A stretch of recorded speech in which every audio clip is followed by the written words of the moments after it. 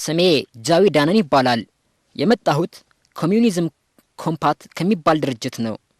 ዶክተር ዛኪር ናይክ ለየትኛውም ወንጀል የሚወሰደው ቅጣት እንደየጥፋቱ መጠን ታይቶ ነው የሚለውን በተደጋጋሚ ጠቅሰዋል። አንዴ አሜሪካን አንዴ ደግሞ የህንድ መንግስታትን እንደ ምሳሌ በመስጠት ለማስረዳት ሞክረዋል።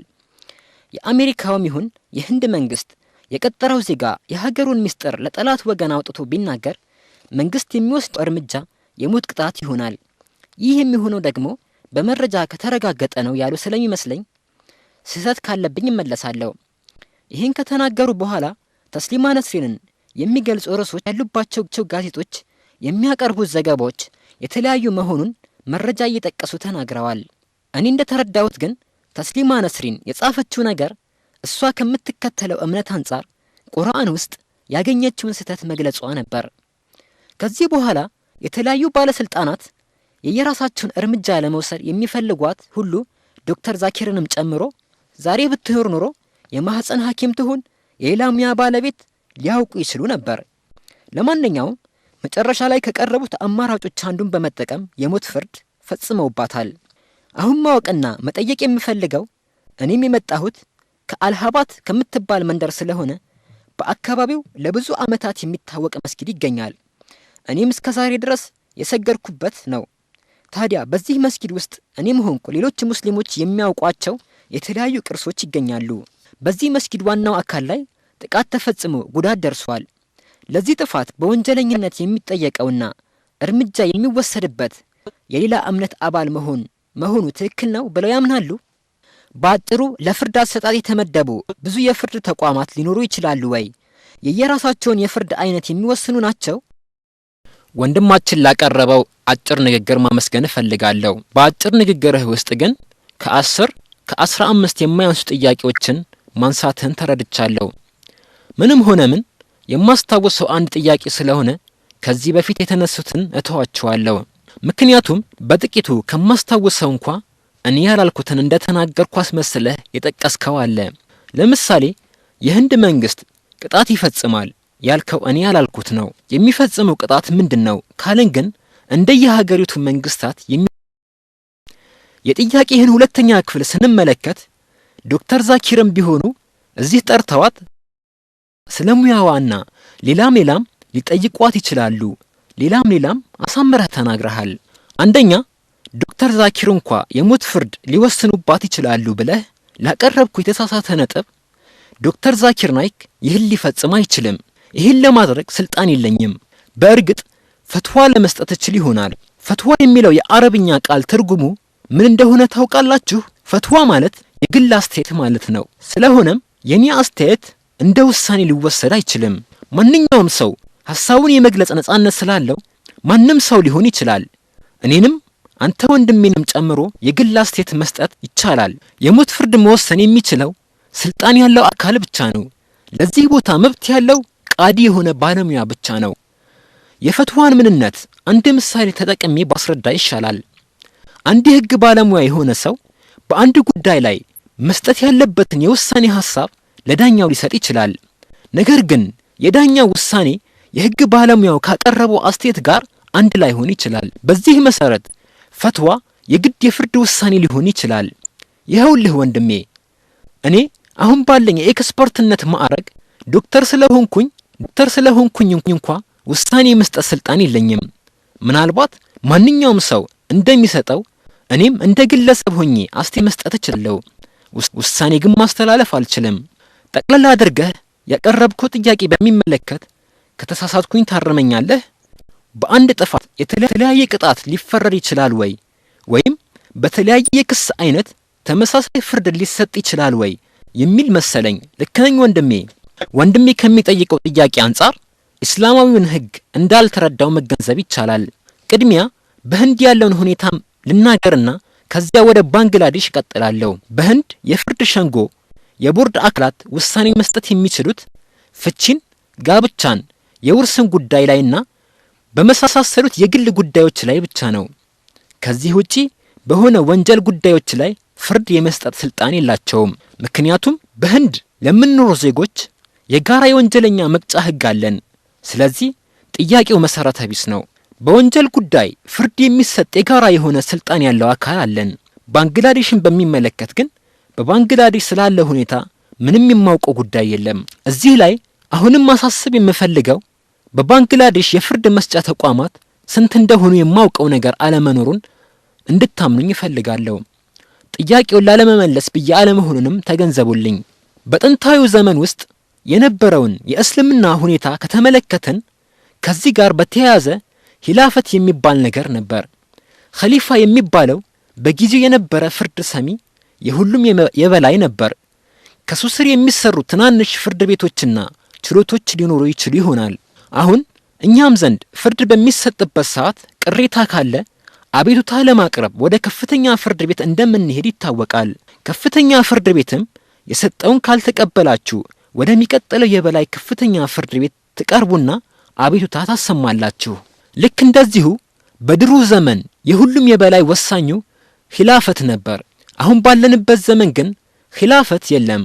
በተለያዩ ሀገራት የየራሳቸው የፍርድ መስጫ ተቋማት እንደየደረጃቸው ይገኛሉ። ስለሆነም ይህን ሁኔታ ከታሪክ መዛግብት ማረጋገጥ ይቻላል። ሐሳቡ ለጥያቄው በቂ መልስ የሚሆን ይመስለኛል። ለምሳሌ ባንግላዴሽ ውስጥ የሆነ ከፍተኛ ስልጣን ያለው ይሁን አይሁን አንድ አጠቃላይ ችሎት ሰይሞ በተስሊማ ነስሪን ላይ የተወሰነውን የፍርድ ውጤት ለህዝብ የማሳወቅ መብት አለውን? በደንብ አዳምጠኸኝ ቢሆን ኖሮ የሰጠሁት መልስ ግልጽ ስለነበረ ድጋሚ ባልጠየቅከኝ ነበር። ምናልባት ካስታወስክ ከሰጠሁት መልስ ውስጥ እኔም ሆንኩኝ አንተ ሌላ ሰውም ቢሆን ፈትዋ የመስጠት መብታችን የተጠበቀ ነው። ፈትዋ ሲባል አስተያየት፣ የግል ሐሳብ እንጂ ውሳኔ ማለት አይደለም ብዬ ነበር። እባካችሁ አንዴ ሐሳቤን እስከ መጨረስ ብትታገሱ። ሰውየው ፈትዋ ነበር የሰጠው። አዛዧ በሰጠው አስተያየት መሰረት ተስሊማ ነስሪን እንድትጠራ ተደርጓል። ቅድም ስትጠይቅ ግን በጥያቄው ውስጥ 50,000 ብር የሚል ነገር አልነበረም። አሁን የተጨመረ ነገር ነው። ሆኖም ቀረ እመልስልሃለሁ፣ ችግር የለውም። መጀመሪያ መልሱን ልስጥህና ከኔ ቀጥለህ እንድትናገር ደግሞ የሊቀመንበሩ ፍቃድ ከሆነ ማለቴ ነው። ታገሰኝ። ማንኛውም ሰው የሌላውን መብት እስካልነካ ድረስ የግል አስተያየቱን ማቅረብ ይችላል። ተስሊማ ነስሪንም ሆነ ሌላውን ጠርቶ መጠየቅና ፈትዋ መስጠት ይችላል። እኔም ብሆን ልሰጥ የምችለው አስተያየት የተለየ ሊሆን አይችልም። ማንም ሰው የሚሰጠውን አስተያየት ሌላውን ማስቀየምም ሆነ ማስቆጣት የለበትም እላለሁ። ሁኔታው የተከሰተው እስላማዊ በሆነ ሀገር ውስጥ ከሆነ ተስሊማ ነስሪን ብትሆን በመውላናው ላይ ህጋዊ እርምጃ ማስወሰድ ትችላለች። እኔም አስተያየት እየሰጠሁኝ እንጂ የእስልምና ሃይማኖት የሚጠቀመውን ብቸኛ መንገድ እያቀረብኩኝ አለመሆኔ ማወቅ ጠቃሚ ነው። ስለዚህ እህቴ እባክሽን ከፈቀድሽልኝ መልሱን ላቀርብ። ባንግላዴሽ ምን ያህል እስላማዊ ሀገር መሆን አለመሆኗን እንጃ እንጂ እስላማዊውን ህግ ይከተሉ ይሆናል። ተስሊማ ነስሪን የተፈረደባት የሞት ቅጣት ትክክል አለመሆኑን እርግጠኛ ከሆነች ሰውየውን ወደ እስላማዊ የፍርድ ችሎት ልታቀርበው ትችላለች። ይህ የሚሆነው ችሎቱ አንድ ከሆነ ነው። ሆኖም ግን አባ ፔሬራ አቀርቦት ከነበረው አስተያየት ጋር ያንተን ጥያቄ ሳጣምረው አንድ ሰው የፈጣሪን ስም አጥፍቷል በማለት የሞት ቅጣት እንዲተላለፍበት ማድረግ ቀላል መሆኑን ተናግረው ነበር። ወይም ደግሞ የተስሊማ ነስሪንን ሁኔታ እንደ ምሳሌ መጠቀሙ ካስፈለገ አባ ፔሬራ እንዳሉት ጉዳዩ እንዲህ ቀላል የሚባል አይደለም። ምክንያቱም አንድ ሰው ወንጀል ፈጽሞ ለፍርድ ቤት ምስክሮች የሚያስፈልጉት መጠን አለ። ቀላል ወንጀል ከሆነ 2 ምስክሮች ሲያስፈልጉ፣ ለከባድ ወንጀል ደግሞ 4 ምስክሮች ያስፈልጋሉ። እነዚህ ምስክሮች ቃላቸውን በሚሰጡበት ወቅት ከአራቱ የአንዱ ምስክር ቃል ስህተት ቢገኝበት መስቀለኛ ጥያቄ ሲቀርብለት አንዱ ምስክር ውሸት ቢጨምር አራቱም እያንዳንዳቸው በጅራፍ 80 ጊዜ ይገረፋሉ። ይህ ደግሞ የሰማነው ያህል ቀላል አይደለም። ህንድ ውስጥ ለምስክርነት ሲቀርብ እንደፈለገው ተናግሮ እንደሚወጣው አይደለም። የዋሸ ሰው የሚጠብቀው ቅጣት ከላይ እንደጠቀስኩት 80 ስለሚገረፍ ቀላል ሊባል አይገባም። ጥያቄህን እንደመለስኩለት ተስፋ አደርጋለሁ። ስሜ ሳጅድ ራሺድ ሲሆን የመጣሁት ከኡርዱ ታይምስ ነው። ጥያቄን የማቀርበው ለዶክተር ዛኪር ናይክ ይሆናል። ከተለያዩ የህብረተሰብ ክፍሎች ተሰባስበው በአንድነት በሚኖርባትና እነዚህም ሰዎች የሚተዳደሩበት ደረጃውን የጠበቀና ጥፋት ሲፈጽሙም የሚቀጡበትን ህግ የሚከተሉ ሰዎች የሚኖሩባት ሀገር ውስጥ መሆናችን ይታወቃል።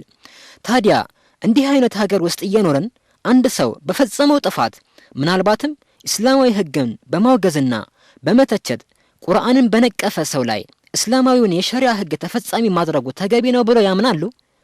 ሁሉንም ያካተተ ህግ ባለበት ሀገር ውስጥ ይህን የሸሪዓ ህግ ተግባራዊ በማድረግ ቅጣት መፈጸም አግባብ ነው ብለው ያምናሉ? ወንድማችን ያቀረበው ቀደም ሲልም የተነሳ ጉዳይ በመሆኑ አዲስ የተለየ ጥያቄ አይደለም። የወንድማችን ጥያቄ ሰፋ ያለ ነው።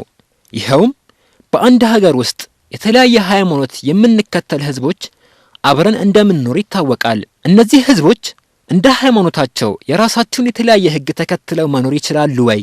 ወይም አንድ ሰው ቁርአንን ቢያንቋሽሽና ቢሳደብ በእስላማዊ ህግ እንዲቀጣ ማስገደድ ትችላላችሁ ወይ የሚል ነው። አሁንም ቢሆን ወንድሜ በግልጽ ላቀርብልህ የምፈልገው ነጥብ በአሜሪካም በህንድም በፓኪስታንም ሆነ በየትኛውም ሀገር ያለው የወንጀለኛ መቅጫ ህግ አንድ ሊሆን ይገባል። ምናልባት የፍትሐ ብሔር ህግ ሊለያይ ይችላል። ከዚህ ውጪ የወንጀለኛ መቅጫ ህግ ግን አንድ አይነት ሊሆን ይገባል። በሳዑዲ አረቢያ ውስጥ ያለው የወንጀለኛ መቅጫ ህግ ሙስሊም ለሆነውም ሆነ ሙስሊም ላልሆነው አንድ አይነት ነው። በተመሳሳይ መልኩ በህንድም ያለው ይኸው በመሆኑ የተለያየ የወንጀለኛ መቅጫ ህግ በአንድ ሀገር ውስጥ ሊኖር አይችልም።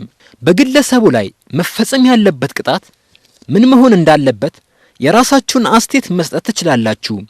ሰውየው 1 ዓመት ወይም 2 ዓመት ይታሰር፣ አለበለዚያም ሌላ ቅጣት እንዲቀጣም የራሳችሁን አስተያየት መስጠት ትችላላችሁ። ከዚህ ውጪ በአንድ ሀገር ውስጥ ከአንድ በላይ የወንጀለኛ መቅጫ ህግ ሊኖር አይችልም። በእስላማዊ ሀገር ውስጥ የምትኖሩ ከሆነ መተዳደር ያለባችሁ በቁርአን ህግ ነው። ስለዚህ ከቁርአን ትእዛዝ ውጪ መሆን አትችሉም። ህንድ እስላማዊ ሀገር ስላልሆነች ቁርአናዊ ህጎችን ለወንጀለኛ መቅጫ ህግ ተግባራዊ ማድረግ አትችልም። ወንድሜ ጥያቄህን እንደመለስኩልህ ተስፋ አደርጋለሁ። የእኔ ጥያቄ ለዶክተር ዛኪር ሲሆን በባንግላዴሽ የሚገኙ የሃይማኖት አጥባቂዎች ለተስሊማ ነስሪን መገደል ምክንያት በመሆናቸው እንጂ ለፈጸመችው ነገር መድረክ ፈጥረው ቢያነጋግሯትና ቢያልፏት ኑሮ ዛሬ ይህ ርዕስ እንደ አጀንዳ ቀርቦ ባልተነሳ ነበር። እኛም በጉዳዩ ላይ እዚህ ተሰባስበን ባልተነጋገርን ነበር። የእርሶስ ሐሳብ ምን ይመስላል? እኔም አንተ ባቀረብከው ነጥብ እስማማለሁ። ሆኖም ግን አንተ የእስልምና ሃይማኖት አጥባቂዎችን የወቀስክ ሲሆን እኔ ደግሞ የምወቅሰው ሚዲያዎችን ወይም መገናኛ ብዙሃንን ነው። ባንግላዴሽ ውስጥ ያለው BSSP ማን ከግምት ውስጥ አስገብቶት ያውቃል? ማንም አያውቅም። የዚህ ድርጅት መሪ የሆነው መውላና ሀቢብ ወራህማንም ሆነ አንድ የት እንዳለ ትኩረት ሳይሰጠው የቆየ ድርጅት የሞት ፍርዱን እንዳስተላለፈ ከሆነ የህንድ የማንካስት ሚዲያ ዜና አድርጎ ሊያቀርበው ቻለ። ልብ በሉ፣ በፊት ገጽ ላይ እንደ ዋና ዜና ነበር የቀረበው። አሁን የምጠቅስላችሁ ዳልሂ የሚባለው ጋዜጣ ባቀረበው ዘገባ ላይ ተመስርቼ ሲሆን ባንግላዴሽ ውስጥ ከሚወጡ ጋዜጦች ውስጥ የተስሊማ ነስሪን ሞት አስመልክቶ 1% ያህል ሽፋን እንኳን አልሰጡትም ሲል ባለስልጣናት መናገራቸውን ተናግረዋል። ታዲያ አሁን አንተ የምትጠይቀኝ የእስልምና ሃይማኖት አጥብቆ የሚከተሉትን መወቀስ አለባቸው ነው እንዴ? ተወቀሱም አልተወቀሱም፣ እኔ ግን ይልቁንም የህንድ ጋዜጣ አዘጋጆች ብልህነት ይጎድላቸዋል እላለሁ። እነሱ ዜናውን በዚህ መልኩ ባያቀርቡት ኖሮ የእኛ እዚህ ተገኝቶ በጉዳዩ መነጋገር አስፈላጊ አይሆንም ነበር። የህንድ ጋዜጠኞች ዜናውን ያቀረቡት ተስሊማ ነስሪን ለመርዳትና ህይወቷን ለማዳን ብለው ነው። ለዚህም ምክንያት ረዳት የሌላትና በእነዚህ ሁሉ የሃይማኖት አጥባቂዎች ፊት የቀረበች ብቸኛዋ ሴት ስለሆነች ነው። ሌሎች የሚዲያ ተቋማትም እንዲሁ ህይወቷን ለማዳን ነበር እንቅስቃሴያቸው። እስኪ አንዴ ላነሳኸው ጥያቄ መልስ ልስጥህና ቀጣዩን ጥያቄህን ደግሞ ማቅረብ ትችላለህ። ወንድማችን የሚለው የህንድ ሚዲያ ተቋማት የተስሊማንን ህይወት ብዙም ከማይታወቀውና በሞላና ሀቢብ ከሚመራው ድርጅት ከሚወሰደው እርምጃ ለማዳን ሲሉ መንቀሳቀሳቸውን እየገለጸ ነው። አየህ ወንድሜ፣ ይህ የምናገረው የግል አስተያየት እንጂ ውሳኔ ስላልሆነ ትክክል ሊሆንም ላይሆንም ይችላል። እዚህ ውስጥ ካላችሁ ተሳታፊዎች ውስጥም የተወሰኑት በሐሳቤ ሊስማሙ፣ ሌሎች ግን ላይስማሙ ይችላሉ። ስለዚህ እኔ የተናገርኩት ትክክል መሆን አለበት አላልኩኝም። እንግዲህ እስኪ ማስተዋል ያለባችሁ ጥያቄው የቀረበላት ድርጅቱን በበላይነት በሚመራ አካል ሊሆን ስለሚችል ጥንቃቄ መውሰድ ይሻላችኋል። አሁን እየሰጠሁኝ ያለሁት የሞት ቅጣት ፍርዱ ትክክል ነበር ወይ ስህተት ነው የሚል አስተያየት አይደለም። እኔ ያልኩኝ ያለሁት ለምንድነው ዋና ርዕስ ሰተን ያቀረብነው ነው። በእኔ አስተያየት ይህ ስሜታዊ ከመሆን የመጣ ነው ላለው የእኔ ማስተያየት ይኸው ነው ወንድሜ።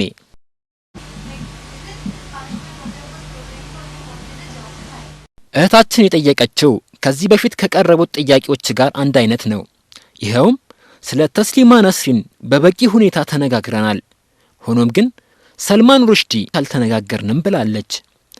በእርግጥ ቀደም ብዬም እንደተናገርኩት በዚህ ጉዳይ ራሱን የቻለ ርዕስ ይዘን መወያየት እንችላለን እንጂ አሁን የምሰነዝረው ምንም ነገር የለም።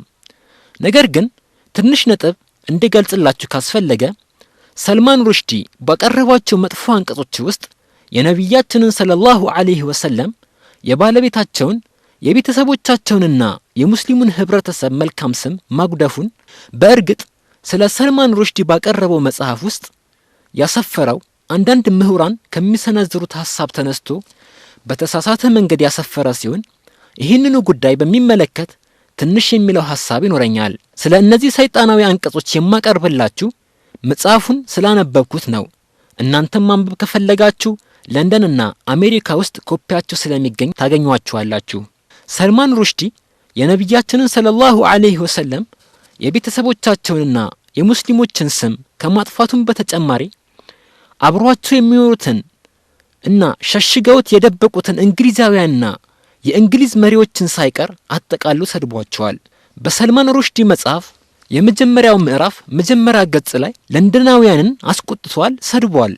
ልብ በሉ፣ ገና መጀመሪያ ምዕራፍ ላይ መነሻ ገጽ ላይ ገጽ 3 ላይ ለንደናውያንን አንቋሸዋል፣ መልካም ስማቸውን አጥፍቷል። እሱ የተጠቀመውን ቃል መልሼ መጠቀም ስለሚከብደኝ ይህም ባለማድረጌ ይቅርታ ጠይቃለሁ። ሜይ 22 1989 በወጣው አንድ የለንደን ጋዜጣ ላይ ስለ መናገር ነጻነት በእንግሊዝ መንግስት ያለውን ሁኔታ አቅርቦ ነበር። ጋዜጣው እንድትታገድ ጥሪ ቀርቧል በሚል ርዕስ ነበር ያቀረበው። እገዳው በማን ላይ እንዲሆን መሰላችሁ? እገዳው በሰልማን ሩሽዲ ላይ ሳይሆን ሚኪ በሚባል አሜሪካዊ ዶክተር ላይ ነበር። የሚኪ አመጣጥ የማርጋሬት ታቸርን ፖሊሲ በዓለም ላይ ተቀባይነት እንዳይኖረው ለማድረግ ነበር። ይህን ቃል ለተወሰኑ ሰዎች ስላሳየሁኝ የማያውቅ ካለ የሚያውቁትን መጠየቅ ይችላል። ይህን አጸያፊ ቃል በመጠቀም የማርጋሬት ታቸርን ፖሊሲ ማጣጣሉን የፓርላማ አባላት ከሰሙ በኋላ እንድትታገድ ትቅረብ የሚል ውሳኔ አሳልፈው ነበር። ሰልማን ሩሽዲም ያንኑ ተመሳሳይ ቃል ተጠቅሞ የጻፈ ሲሆን ቃሉን ይበልጥ ኃይል እንዲኖረው አድርጎ ነበር የጻፈው። ማለትም በቃሉ መጨረሻ አይንጂ የሚለው የመጨረሻ ቅጥያ በመጨመር ነበር። የቃሉ ፊደላት ቁጥር 4 የነበረውን እነዚህን 3 ፊደሎች በመጨመር 7 አድርጎ ተጠቀመ። ገጽ 207 ላይ በሚገኝ አንድ አንቀጽ ላይ ብቻ 4 ጊዜ ደግሞ ደጋግሞ ተጠቅመዋል። ይህን ቃል ሲጠቀም የማርጋሬት ታቸርና የእንግሊዛውያንን መልካም ተግባር የሚያንቋሽሽ በማድረግ ነበር። ሰልማን ሩሽዲ አሜሪካዊውን ጸሐፍት ለማገዝ የአሜሪካውያን ቃል 4 ጊዜ ተጠቅመዋል። እነዚህ ሰልማን ሩሽዲን ለመርዳት የተንቀሳቀሱ ሰዎች አሜሪካዊውን ግን ምንም አልረዱትም ነበር። ለምንድን ነው ያልረዱት? ያንኑ ቃል መጽሐፍ ውስጥ 52 ጊዜ የተጠቀመው ሲሆን ይህን ለማረጋገጥ መጽሐፉን ማንበብ ትችላላችሁ። ለእያንዳንዱ ሳምንት አንድ ቃል ተጠቅመዋል ማለት ነው። የቀድሞዋን ጠቅላይ ሚኒስትር ማርጋሬት ታቸርን ጨምሮ የሰደበ ሲሆን ስማቸው በአግባቡ ተጠቅሞ በአክብሮት ከመጥራት ይልቅ በቅጽል ስም እየጠቀሰ ጽፏል። ማርጋሬት ታቸርን ማር እያለ ነበር በቅጽል ስም የሚጠራው። ታቸር የሚለውን ደግሞ ቶርቸር በሚለው ነበር የቀየረው። ከዚህም ሌላ ስማቸውን እንደ አንድ አረፍተ ነገር በመቁጠር ቶርቸር የሚለውን ቃል ብቻ ጽፎ የመቋጫ ምልክት የሆነውን ዶትም በመቋጫነት ይጠቀም ነበር።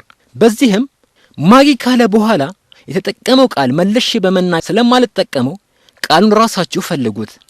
ትርጉሙ ሴት ውሻ መሆኑን ግን እንደ ጥቆማ ይሁናችሁ። ታቸር የሚለውን ቃል ከጻፈ በኋላ የአረፍተ ነገር መቋጫ ምልክት ይጠቀማል። ከዚያም ማጊ ዳሽ ካለ በኋላ የሚጠቀመው ቃል ከመጽሐፍ ውስጥ ራሳችሁ እንድትፈልጉ ተተዋለሁ።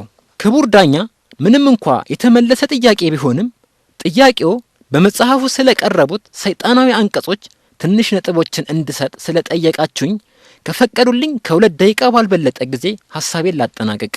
እዚህ ውስጥ ከምትገኙት መሃል ስለነዚህ ሰይጣናዊ አንቀጾች ስንቶቻችሁ ታውቁ ነበር? አሃ 2 3 4 ጥሩ። ይህም መረጃ ለምን እንደጠየቁኝ ተረዱ።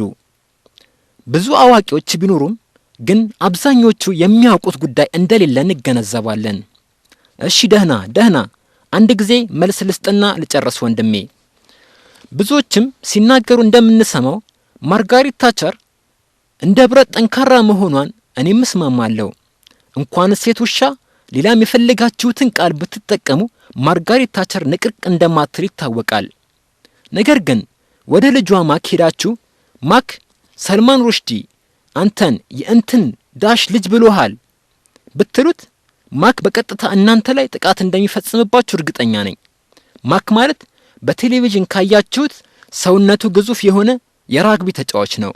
በዚህ ጉዳይ ላይ ሐሳብን የመግለጽ መብት የሚል ነገር አይቀበልም። አይደለም እናቱንና በተዘዋዋሪ ራሱን የሰደቡት ማክ ይቅርና የትኛውም እንግሊዛዊ ቢሆን እንደሚሰማው ማወቅ ያስፈልጋል። በእርግጥ የስሜታዊነቱ ደረጃ የአንዱ ከአንዱ ሊለያይ ይችላል። ለምሳሌ በየጎዳናው ላይ ስንመለከት ሰዎች እርስ በርስ ሲሰዳደቡ ያጋጥመናል። ሰልማን ሩሽዲ የተጠቀመው ቃል በመጠቀም አንዱን ብትሰርቡት ላይሰማው ይችላል። ምክንያቱም እሱም በዚያው መጠን ሊሰርባችሁ ይችላል። ነገር ግን ያንን ስድብ ምንም ሳትቆጥቡ ግልጽ በሆነ መንገድ ያንን መንገድ ላይ ያገኛችሁትን ብትሰርቡት ላይታገስ ይችላል። ስለዚህ ማንኛውም ሰው ለአንድ ቃል ያለው ስሜት እንደየሥራ መስኩና እንደየባህሪው ይወሰናል። በዚህ ጉዳይ ላይ የእንግሊዝ መንግስትም ሐሳብን የመግለጽ ነጻነት በሚል የማያምን መሆኑን ማንም ያውቀዋል። ምክንያቱም ከአሁን በፊት ሼህ አህመድ ዲዳትም ሰልማን ሩሽዲ ከጠቀሰው ነጥብ ውስጥ ለ5 ደቂቃ ያህል ብቻ ልናገርና 50,000 ፓውንድ ልክፈል ብለው የቢቢሲ ጣቢያን ሲጠይቁ ውድቅ አድርጎባቸዋል። ኤቢሲ የአሜሪካ ብሮድካስት የሚባለውም ጣቢያ በተመሳሳይ መልኩ ከሰልማን ሩሽዲ ጥቅሶች ጥቂት ላቀርብና 50,000 ዶላር ልክፈል ብለው ሼህ አህመድ ዲዳት ሲጠይቁ ከልክለዋቸዋል። ስለዚህ ሐሳብን የመግለጽ ነጻነት በተወሰነ ደረጃ የተገደበ ሲሆን ከዚህ ጋር ያቀረብሽው ቃሉን በተመለከተ ለጠየቅሽኝ የተስሊማ ነስሪንን ጉዳይ ላይ ተጠይቆ ከሰጠውት መልስ የሚለይ ነገር የለም። አንድ በአጭሩ መናገር የምፈልገው ነገር አለ። ይኸውም ቀደም ብዬ እንደተናገርኩት የኮሚኒ ፈትዋ ይቅርታ የለው በመሆኑ እንጂ ሊሆን ቢችል ኖሮ ከ5 ሳምንት በኋላ ይሰረዝ ነበር። ዛሬ ግን ስንቆጥረው 5 ዓመት ሆኖታል። ያልተሰረዘበት ዋነኛው ምክንያት ፖለቲካዊ ምክንያት ስላለው በመሆኑ መታወቅ አለበት። አሁንም ድረስ በሃይማኖቶች ውስጥ ያለው የእርስ በርስ ግጭት ምክንያት ሌላ ሳይሆን ፖለቲካዊ ይዘትም እየተስፋፋበት ይገኛል። ይህ የመጀመሪያው ነጥብ ሲሆን ሁለተኛው ነጥብ ደግሞ የሰልማን ሩሽዲ ድርጊት ካለማወቅ የመነጨ ሳይሆን የምዕራባውያንን ምኞት ሆን ብሎ በማንጸባረቁ ይቅርታ ሊያገኝ የሚገባው መስሎ አይታየኝም። ታዲያ እናንተም መገንዘብ ያለባችሁ ሐሳብን የመግለጽ ነጻነት ማለት የፈለጉትን ነገር ስሜታዊ ሆኖ መናገር ወይም እንደፈለጉ መሆን ነው ብላችሁ የምታምኑበት ይሆናል። ይህ ከሆነ የሚያጋጥማችሁን ችግር ሆነ የሚወሰድባችሁን እርምጃ ለመቀበል ዝግጁ መሆን አለባችሁ። እናም ሐሳብን የመግለጽ ነጻነት ማለት እንደፈለጉ መሆን ነው ከተባለ አንዱ በግልጽ ይመጣና ያላችሁን ገንዘብ ቆጥራችሁ እንድታስረክቡት የማድረግ መብት አለው ማለት ነው። በአደባባይ የሰደብኳችሁ ቢሆን በመሳደቤ ምክንያት ለምትወስዱብኝ እርምጃ ራሴን ማዘጋጀት ይኖርብኛል። አንድ የመንግስትን አካሄድ ተቃውሞ የተሳደበ ሰው ለሚወሰድበት እርምጃ ቀድሞ ራሱን አዘጋጅቶ መሆኑን መታወቅ አለበት። ከኮሚኒዝም ውድቀት በኋላ በዓለም ላይ በወታደራዊ ሽምቅ ውጊያ አስቸጋሪ ሆኖ የሚታየው አሁን ደግሞ የኮሚኒዝም ወታደራዊ አራማጆች የተካው ለውጊያ የቆረጡ እስላሞች ናቸው። ለዚህም ነው በተለያዩ አካባቢዎች እንደ መካከለኛው ምስራቅ ባሉ ሀገራት ይህ ችግር የሚታየው።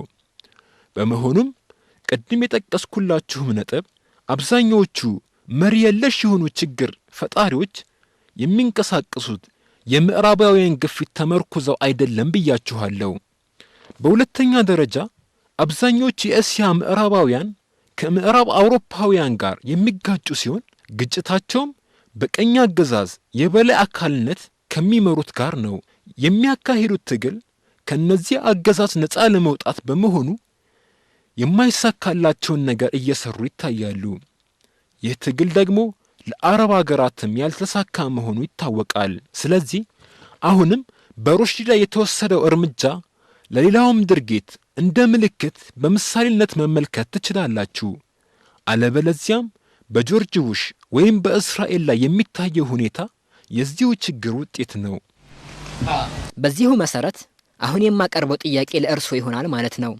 ስለዚህ ወንድም አሹክ ሳሂኒ ሲናገሩ የተስሊማ ነስሪንን ህይወት ችግር ውስጥ ያስገቡት ጋዜጠኞች ሲሆኑ ለዚህም ዋነኛው ምክንያት የኃላፊነት ስሜት በሌለው አቀራረባቸው ነው። ብዙውን ጊዜ ጋዜጠኞች ከኃላፊነት ስሜት በመውጣት እንደሚሰሩ የሚታወቅና የሚታይ ነገር ነው ብለዋል። ስለዚህ በእርሱ የጋዜጠኞች ማህበረሰብ ውስጥ እንዲህ አይነቱን የኃላፊነት ስሜት በሌለው ጋዜጠኛ ላይ የሚወሰደው የቅጣት እርምጃ ምንድን ነው? ምክንያቱም ኃላፊነት በጎደለው ስሜት በሚሰሩ ጥፋቶች በዚህች ሀገር ብዙ ችግር እየተፈጠረ በመሆኑ በእነሱስ ላይ ምን አይነት እርምጃ ነው የሚወሰደው? በእርግጥ በሙያዬ ጋዜጠኛ ብሆንም ለአሁኑ ግን የመድረኩ ሊቀመንበር በመሆኔ እኔም ለጥያቄው መልስ መስጠት እንደማልችል ነው የምመልስልህ። የኔ ጥያቄ ለዶክተር ዛኪር ናይክ ሲሆን ጥያቄም ተስሊማ ነስሪን ከጠቀሰቻቸው አንዱ ሴቶችን እንደፈለጋቸው የማዘዝ መብት እንዳላቸው የሚገልጸው አንዱ ነው። በዚህ ነጥብ ላይ የሚሉት ነገር ይኖር ይሆን? ተስሊማ ነስሪን የጠቀሰችው መታዘዝ የሚለው ሳይሆን የእርሻ መሬት የሚለውን በመጠቀም ነበር የገለጸችው። መታዘዝ የሚለው ግን ትክክለኛውና ቁርአን ውስጥ የሚገኝ አገላለጽ ነው። ተስሊማ ነስሪን የምትጠቅሳቸው አንቀጾች ቁርአን ውስጥ የሚገኙበትን ቦታ ስለማትገልጽ የት ቦታ ላይ እንደሚገኝ ባታውቅም ይህ አንቀጽ ሱረቱል ኢምራን ውስጥ እንደሚገኝ ልጠቁማችሁ እወዳለሁ። ታዲያ እሷ እንደገለጸችው ከሆነ ሙስሊም ሴቶች በባሎቻቸው እንደ ንብረት ይቆጠራሉ ብላለች። ይህን ጥቅስ በአግባቡ ሳይሆን የተሳሳተ ሐሳብ ተጠቅማ ነው የጠቀሰችው። የሱረቱል ኢምራን ምዕራፍ 3 አንቀጽ ቁጥር 14 ላይ ያለውን የቀረበውን ስናነብ ከሴቶች ከወንዶች ልጆችም ከወርቅና ከብር ከተከማቹ ገንዘቦችም ከተሰማሩ ፈረሶችም ከግመል ከከብትና ከፍየልም ከአዝመራ የሆኑ ፍላጎቶችም መውደድ ለሰዎች ተሸለመ። ይህ ሁሉ የቅርቢቱ ህይወት መጣቀሚያ ነው። አላህም እርሱ ዘንድ መልካም መመለሻ ገነት አለ ይላል። ቁርአን የሚለው ሴቶችን ብቻ ሳይሆን ሴቶች ልጆችና ወንዶች ልጆችን ማጠቃሉ ነው። በወንዶችም ሆነ በሴቶች ልጆች እንዲሁም በሚስቶችም ኩራት የማይሰማው ባል ካለ ሚስትም በባሏ ኩራት ሊሰማት አለመቻሉ መታወቅ አለበት። የቱ ላይ ነው ታዲያ ቁርአን ንብረት መሆኗን የሚናገረው? የመጀመሪያው ጥያቄ በሚመለከት ደግሞ ሴቶችን እንደ የእርሻ መሬት ይቆጥራል ያለችው የትኛው የቁርአን አንቀጽ ውስጥ እንደሆነ አልገለጸችም። የቁርአን ሰፊነት እንደዚህ እንደምናየው ሆኖ ሳለ ለማንኛውም ሚስቶች እንደ እርሻ ማሳ የሚል ሐረግ ያለበት አንቀጽ በሱረቱል በቀራ ምዕራፍ 2 አንቀጽ ቁጥር 223 ላይ ሲሆን ትክክለኛው አገላለጽና ለዚህ አንቀጽ ምንነት መልስ የሚሆነው ለማግኘት ቀደም ብሎ የሚገኘውን አንቀጽ ማንበብ ይኖርባችኋል። ማለትም አንቀጽ ቁጥር 222 ላይ ያለውን ማንበብ ግልጽ ያደርገዋል። ከዚያም በመቀጠል ቀጥሎ የሚገኘውን የዚሁ ሱረቱል በቀራ አንቀጽ ቁጥር 223 ማንበብ ነው። ሴቶችንም በወር አበባ ጊዜ ራቋቸው፣ ንጹህ እስከሚሆኑም ድረስ አትቅረቧቸው፣ ንጹህ በሆኑም ጊዜ አላህ ካዘዛችሁ ስፍራ ተገናኟቸው። የትኛውም ሐኪም ዘንድ ሄዳችሁ ብታማክሩ በወር አበባ ላይ የምትገኝ ሴት ጋር ግንኙነት ማድረግ በሴቷ ላይ ችግር ከመፍጠሩ ሌላ የተለያዩ በሽታዎችን ሊያስከትል እንደሚችል ያስረዳችኋል።